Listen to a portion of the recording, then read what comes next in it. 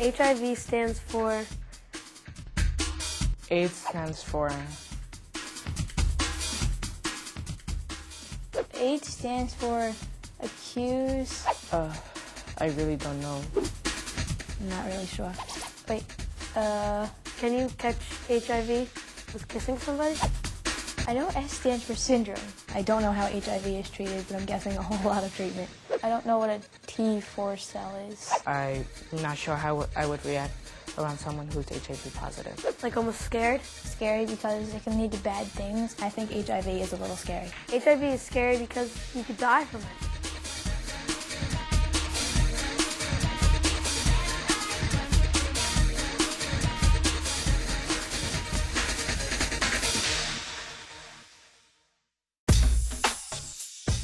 For a lot of people, when they hear the terms HIV or AIDS, their first reaction is to get scared. It's a pretty normal reaction.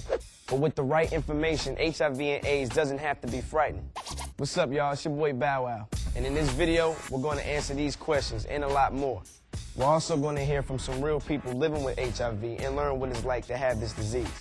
We'll also hear from real students, like yourself, and a doctor who's an HIV/AIDS educator.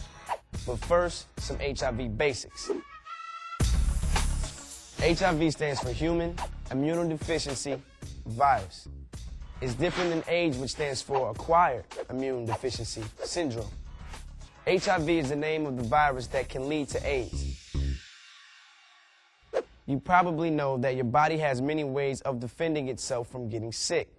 One of the most important ones is the immune system.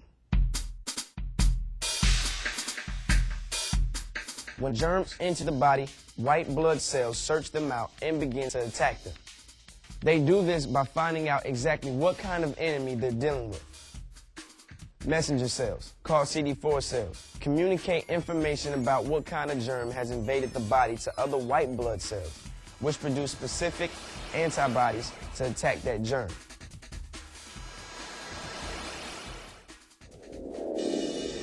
But viruses are tricky. They mutate or change frequently, so that the immune system constantly has to figure out what antibodies needed to destroy that mutated virus. The body usually wins in these battles. For example, the common cold is caused by a virus, and most people get over it in a few weeks. But HIV attacks the CD4 cells, also called T cells, which damages the immune system as a whole. HIV uses the messenger T cells to make copies of itself, constantly lowering the number of T cells in the body. The decline in T cells is usually quite gradual, but when the T cell count drops to about 500 cells per cubic milliliter of blood, the immune system begins losing the battle and the earliest symptoms begin appearing. Medication may begin at this point to bolster the flagging immune system. As that number drops to 200 or below, the body is increasingly vulnerable to opportunistic infections such as lymphoma and pneumonia. Opportunistic basically means that the disease takes advantage of the weaker immune system. When an infected person's T cell count drops to 200 and the person develops an opportunistic infection, he is said to have acquired immunodeficiency syndrome, or AIDS. Can anybody tell me what HIV means? HIV means human immune deficiency virus, and it affects your immune system. And do you know anything about the HIV virus and how it relates to AIDS and what AIDS means? I know that it can lead to AIDS, and I know that AIDS is fatal. Do you guys know if there are any specific group of people or sort of types of people that are more likely to be infected with HIV? I've always heard that homosexuals are more likely to get HIV, but I never knew if it was true or not. HIV does not discriminate. HIV does not pick who it's going to infect and who it's not going to infect. HIV can infect you, HIV can infect her, HIV can infect any one of us. It does not discriminate. So there is no type of person or specific type of people who are more likely to be infected. Everyone's at risk.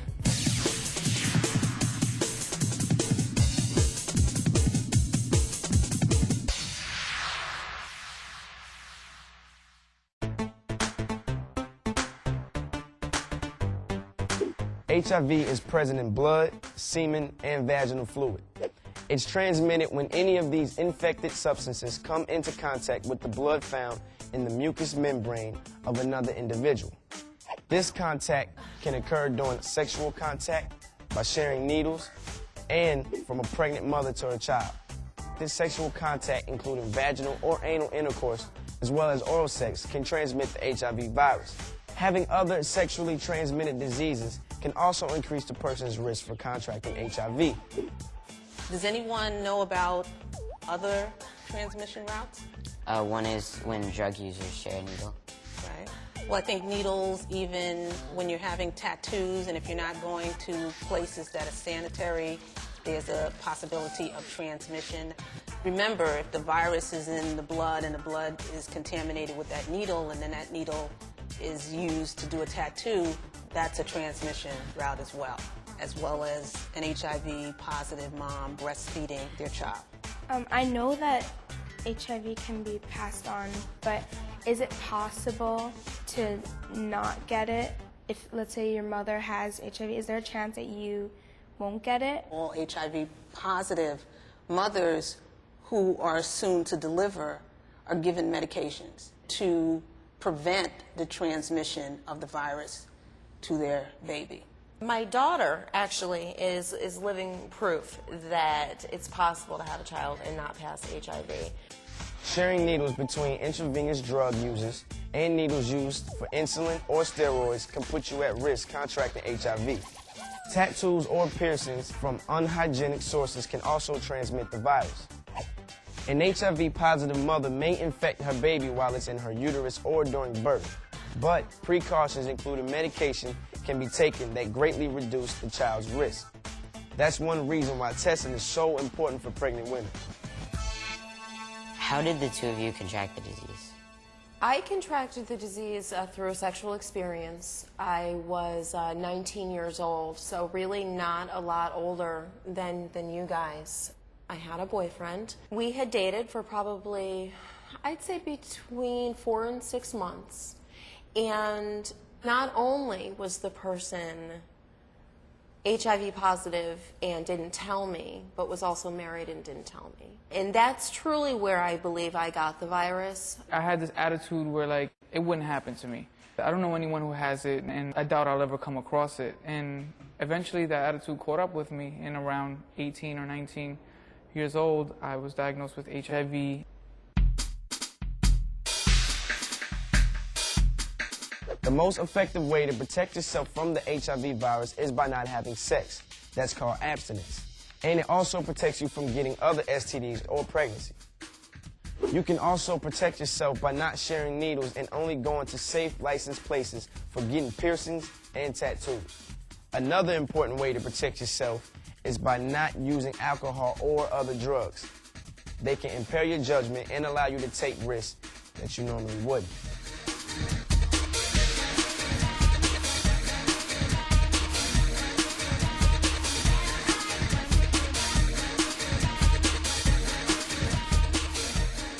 We've talked about how you can get HIV, but how can't you get HIV? Do any of you have any ideas? I know that some people may treat AIDS and HIV victims differently by, like, not really wanting to shake their hands and stuff because they're not sure how it could be spread. Mm-hmm. And it is very clear that it can't be spread by a handshake because it's not an exchange of bodily fluids. Right. Any other ideas? You can't spread it with water, like breathing on the other person. Mm-hmm. You know, one common one that I have found is people are very afraid of toilet seats, afraid of sharing public facilities with people that could possibly have HIV or AIDS for fear of transmitting the virus in that way. And that's also another way that you absolutely cannot transmit the virus and do not need to worry about. The bodily fluids need to be transmitted in order for the virus to be transmitted.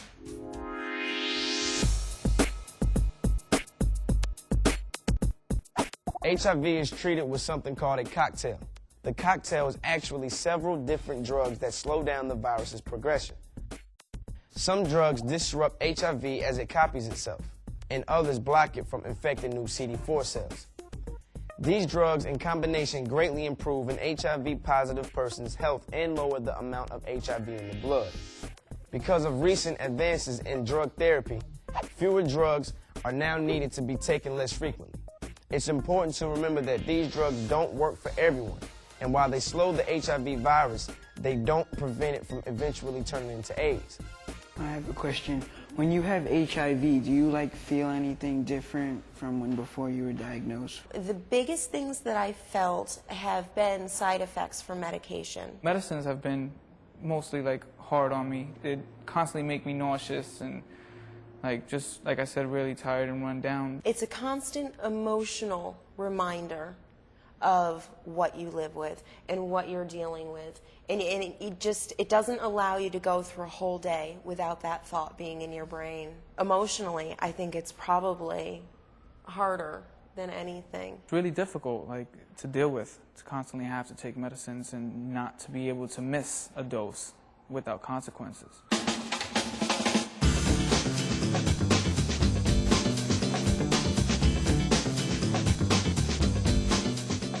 You can't tell if someone has HIV just by looking at them. A person might be infected and not show any symptoms for months or even years.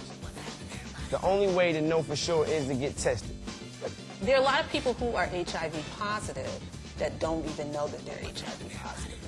And that's one of the reasons why there's been such a push in the medical community to get people tested, okay? Because you do have a fair number of people walking around who have the HIV virus in their body and they don't know it. HIV testing can be done at a doctor's office, hospital, clinic, or a health department. And it can be done anonymously, which means no one has to know about your test but you. There are several types of tests. One requires you to wait several weeks for your results, but it's almost 100% accurate. The other, called a rapid test, allows you to get your results back within 30 minutes. This is cool because it means you don't have to leave and come back for your results. But this test also isn't quite as reliable as the other tests. If you think you've been exposed to the HIV virus, it's important to be tested within the first month and then again within 3 months. That's because it takes some time for your body to react to the virus being present.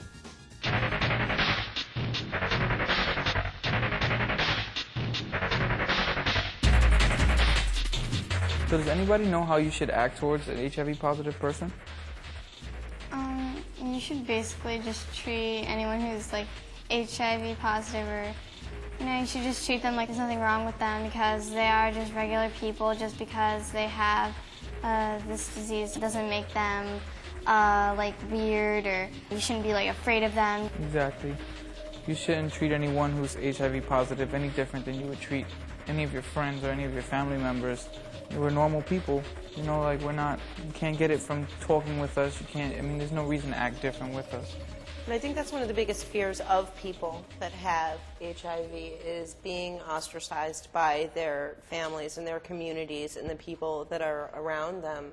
Because a lot of people are misinformed and a lot of people don't believe that you should be treated exactly the way that a, quote, normal person should be treated. And that's why a lot of times we have a hard time talking about it, is out of fear. That's why I really admire you guys for being able to come out and just talk freely and just be able to talk to us, and thank you for educating us.